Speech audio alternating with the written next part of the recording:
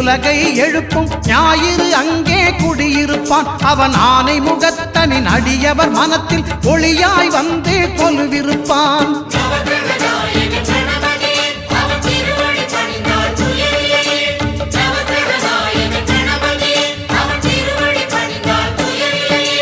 ஒன்பது கோளும் ஒன்றாய் காண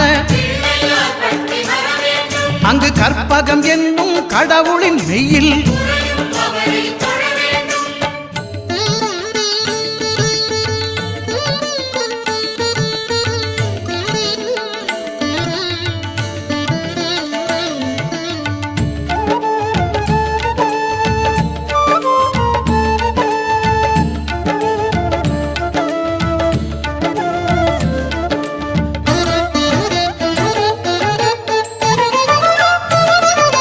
திங்கள் பகவான் திருமுகம் காண